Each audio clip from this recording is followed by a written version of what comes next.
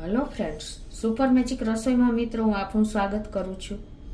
આજે હું ફ્લાવરનું આપણે પનીર કે ફ્લાવરની ઢોકળીનું શાક કહી શકાય એ શાક લઈને આવી છું.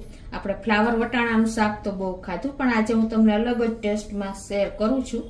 તો તમને ચોક્કસ આ વિડીયો ગમશે. ગમે તો લાઈક કરજો, શેર કરજો અને સબસ્ક્રાઈબ કરવાનું તો ભૂલતા જ નહીં. અને મિત્રો બાજુમાં રહેલું બેલ આઇકનને પણ પ્રેસ કરજો, જેથી કરીને લેટેસ્ટ વિડીયોની માહિતી તમને મળતી રહે. તો હવે ઇન્ગ્રેડિયન્ટમાં મિત્રો આપણે ફ્લાવર મેઇન છે. આપણે આ ફ્લાવરનું પનીર બનાવવાનું છે કે ઢોકળી, જે કયો એ ચાલે, ક્યુબ ટૂંકમાં બનશે. તો મેં અત્યારે 1.5 કપ ઝીણું સમારીને ફ્લાવર લીધું છે, વટાણા છે, મેથી લીલી છે, 2 ટમેટાની પ્યુરી કરી છે, આદુ લસણની પેસ્ટ, 2 કાંદા ઝીણા સમાર્યા છે, ઘરની મલાઈ છે, દહીં છે, ચણાનો લોટ છે અને રૂટીન મસાલા છે, તેલ છે, મીઠું છે, પાણી છે. તો બનાવવાનું ચાલુ કરીએ. તો પહેલા તો આપણે ફ્લાવરનું પનીર કે ઢોકળી બનાવશું. તો ફ્લાવરના 1.5 કપ ફ્લાવર છે ઝીણું સમારેલું, એનું આપણે એકદમ ફાઇન પેસ્ટ કરી લેશું અને થોડુંક પાણી નાખશું, 2 થી 3 ચમચી જેવું, એટલે આપણે સરસ પેસ્ટ બને. તો આ રીતે જો આપણે ફ્લાવરની પેસ્ટ કરી લીધી છે. હવે ને આપણે આ પેનમાં જ નાખી દેશું, એક જાડા તળિયાવાળી પેન હોય ને એમાં જ. હવે આમાં આપણે અત્યારે 1/2 કપ જેવો ચણાનો લોટ કે બેસન જેવો એ નાખી દેશું. ટેસ્ટ એકોર્ડિંગ 1/2 ટીસ્પૂન જેવું મીઠું, 1 થી 1.5 ટેબલ સ્પૂન જેવી લીલી મેથી, 2 ટેબલ સ્પૂન જેવું દહીં,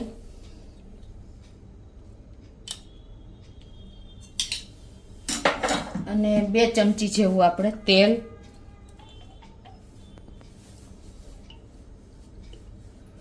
અને રૂટીન મસાલામાં આપણે 1/2 ટીસ્પૂન હળદર, 1/2 ટીસ્પૂન લાલ મરચું પાવડર અને 1 ટીસ્પૂન ધાણા જીરું, આ બધું નાખીને અને આપણે ગેસ ઓન કરીને અને સ્લો ટુ મીડિયમ ફ્લેમ ઉપર આપણે આને હલાવી અને આપણે એકદમ ઢોકળી જેવું બેટર બનાવવાનું છે. તો આ રીતે કન્ટિન્યુ આપણે જાડું પેન લેવાનું છે અને આપણે આ રીતે ચલાવતા જ રહેશું. જો જરૂર લાગે ને તો થોડોક પાછો આપણે ચણાનો લોટ એડ કરશું. મિત્રો આપણે ફ્લાવર વટાણાનું શાક તો બહુ બનાવ્યું છે, પણ આ તમને એક અલગ જ મેથડ સાથે બતાવું છું કે આપણને તમે બન્યા પછી ખ્યાલ જ નહીં આવે કે આ પનીર છે કે ફ્લાવરનું પનીર છે કે ફ્લાવરની આપણે ઢોકળી છે, કોઈ ખ્યાલ જ નહીં આવે. એટલું ટેસ્ટમાં પણ અને લુકમાં એકદમ આપણે ઢાબાના શાકને ટક્કર મારે ને એવું શાક બનશે.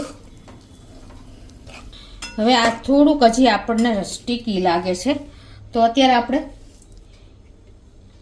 1 ટેબલ સ્પૂન જેવો પાછો ચણાનો લોટ નાખી દેશું, એટલે પરફેક્ટ આપણી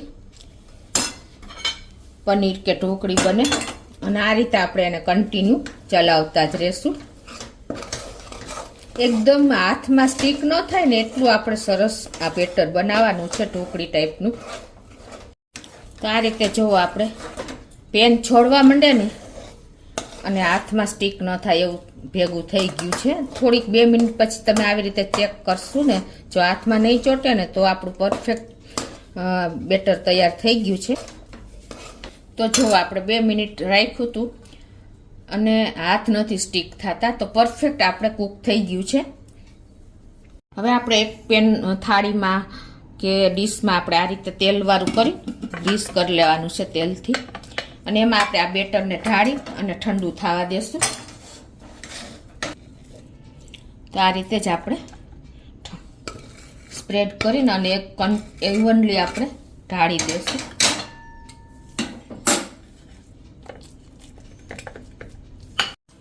અને આ રીતે પછી તમારે ચમચેથી કે વાટકીથી પ્રેસ કરી અને સરસ પ્લેન કરી લેવાનું છે.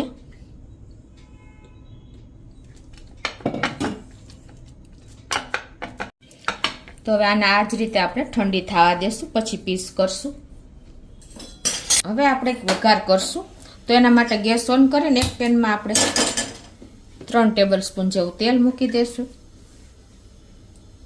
તો આપણું તેલ ગરમ થઈ ગયું છે અને ગેસની ફ્લેમ આપણે મીડિયમ રાખી છે. 1/2 ટીસ્પૂન જેવું આખું જીરું નાખી અને આપણે જે મેથી લીધી છે ને ઝીણી સમારેલી લીલી મેથી, એ આપણે 1 ટેબલ સ્પૂન જેવી નાખી દેશું.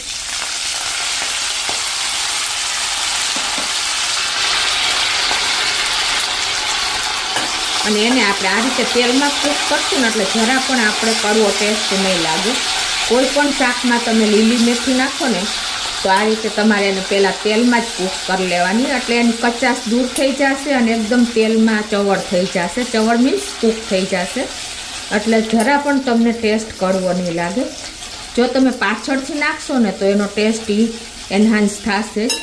એટલે આ રીતે તમારે 1 મિનિટ તેલમાં કૂક કરી લેવાની. હવે એમાં 1 ટેબલ સ્પૂન જેવું આપણે આદુ લસણની પેસ્ટ છે એ નાખી દેશું. તમારા ટેસ્ટ એકોર્ડિંગ વધઘટ કરી શકો છો. અને 2 મીડિયમ સાઇઝના કાંદા સમાર્યા છે એ નાખી દેશું.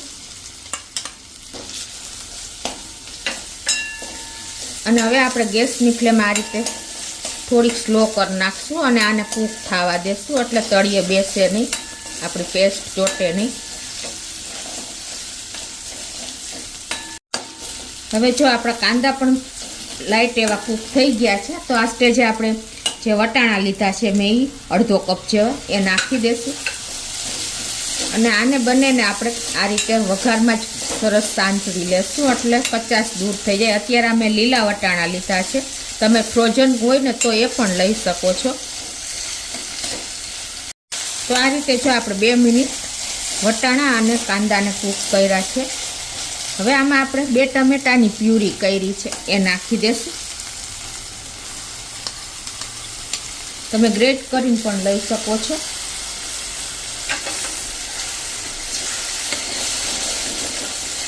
અને એને આપણે મિક્સ કરી લેશું સરસ. હવે આ મસાલા કરશું તો ટેસ્ટ એકોર્ડિંગ આપણે અડધી ટીસ્પૂન જેવું મીઠું નાખી દેશું, કેમ કે આપણે ઢોકળીમાં તો મીઠું નાખ્યું જ છે. અને 1 ચમચી જેવું આપણે કાશ્મીરી લાલ મરચું નાખશું. અડધી ટીસ્પૂન હળદર નાખશું.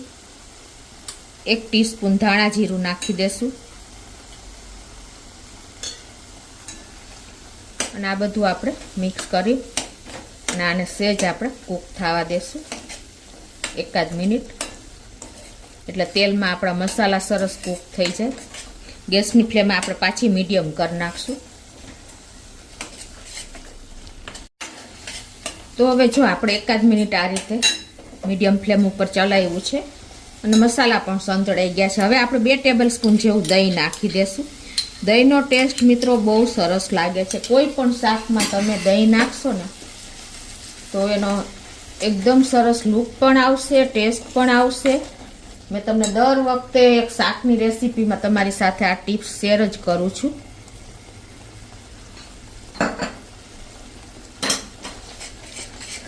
અને આ રીતે આપણે હવે એને કૂક થવા દેશું 1-2 મિનિટ, એટલે તેલ છૂટું પડી જાય. ઢાંકીને કૂક થવા દેશું.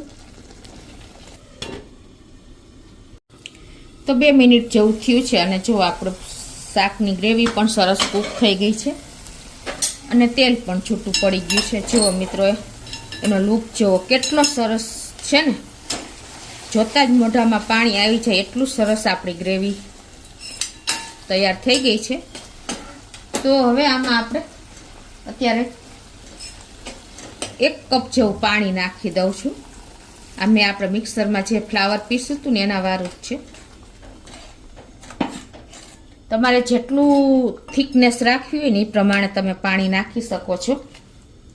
તો આપણે અત્યારે 1 થી 1.25 કપ જેવું પાણી નાખ્યું છે. અને આપણે મેથીનો, ટમેટાનો, દહીંનો બધો ઉપયોગ કર્યો છે ને, તો આપણે ગુજરાતી શાક છે તો આપણે 1 ચમચી જેવી ખાંડ પણ નાખી દેશું, એટલે સરસ બેલેન્સ થઈ જાય. અને હવે આને આપણે ઉકળવા દેશું. તો આપણું વઘાર ઉકળે છે અને આપણે આ બાજુ જો આપણું આ જે ઠાર્યું હતું ને બેટર એ પણ ઠંડુ થઈ ગયું છે, જેને આપણે ફ્લાવરનું પનીર જેવું તમને ખ્યાલ આવશે. જુઓ એકદમ સરસ તૈયાર થઈ ગયું છે. આપણે ગુજરાતી લોકો ઢોકળી પણ આને કહીએ છીએ. એકદમ સરસ આપણી નાના પીસમાં એને કટ કરી લેશું. તો આ રીતે જો આપણે કટિંગ કરી લીધું છે અને જો એના ક્યુબ થઈ ગયા છે સરસ, તમને ખ્યાલ આવી જ જતો હશે. જો છે ને મિત્રો, ખ્યાલ પણ નહીં આવે કે આ પનીર છે કે ફ્લાવરનું પનીર છે. એટલું સરસ. અને ઢોકળી કયો તો પણ ચાલે આપણે ગુજરાતી લોકો. તો આ બાજુ આપણું વઘાર પણ ઉકળી ગયો છે. તો એમાં આપણે આ ક્યુબને નાખી દેશું. આપણો વઘાર ઉકળે પછી જ આપણે નાખવાના છે. ઢોકળી જો આપણે નાખી દીધી છે. હવે આના ઉકળવા દેશું આપણે 1-2 મિનિટ, એટલે સરસ આપણું તેલ છૂટું પડી જાય ને ત્યાં સુધી. તો જો અત્યારે આપણે કન્સિસ્ટન્સી જોઈ લઈએ કે આટલી તો આપણે આ ઢોકળી છે એટલે રાખશું જ ફ્લાવરની. હવે આ સ્ટેજે આપણે ગેસની ફ્લેમ સ્લો કરી નાખશું અને એમાં ગરમ મસાલો નાખી દેશું ટેસ્ટ એકોર્ડિંગ, અડધી ટીસ્પૂન જેવો, અને 1 ટેબલ સ્પૂન જેવી આપણે ઘરની મલાઈ નાખી દેશું. તમારી પાસે ક્રીમ હોય તો પણ ચાલે, પણ બધા પાસે મલાઈ તો અવેલેબલ જ હોય. તો એને આપણે આ રીતે મિક્સ કરી લેશું.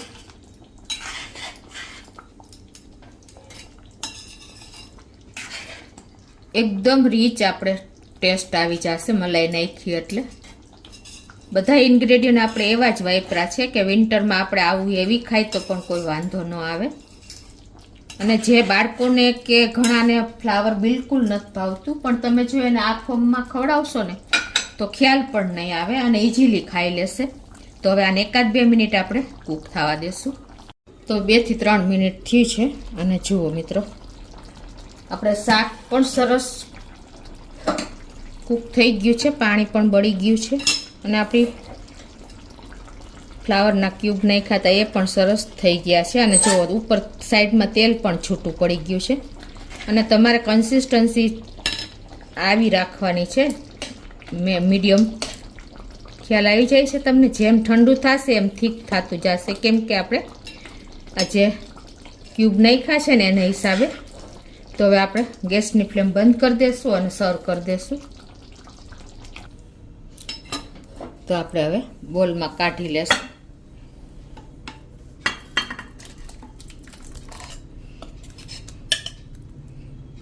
તો મિત્રો આપણું ફ્લાવર વટાણાનું શાક જો અલગ જ મેથડથી રેડી છે અને આપણે સર્વ પણ કરી દીધું છે. આવી રીતે તમે જો બાળકોને કે વડીલોને ખવડાવશો ને તો ખબર પણ નહીં પડે કે આ ફ્લાવરનું આપણે ક્યુબ છે. અને આમ જો તમને આમ જોતા પણ ખ્યાલ નહીં આવે કે આપણે આ પનીર છે કે ફ્લાવરના પનીર છે. એટલું હેલ્ધી અને એટલું ઇન્ગ્રેડિયન્ટ સાથે આપણે બનાવ્યું છે, બધા ઇન્ગ્રેડિયન્ટ શિયાળાના. તો તમને ચોક્કસ મિત્રો એક વખત આ રીતે ટ્રાય કરજો અલગ જ મેથડથી. તમને ગમે તો લાઈક કરજો, શેર કરજો અને સબસ્ક્રાઈબ કરવાનું તો ભૂલતા જ નહીં.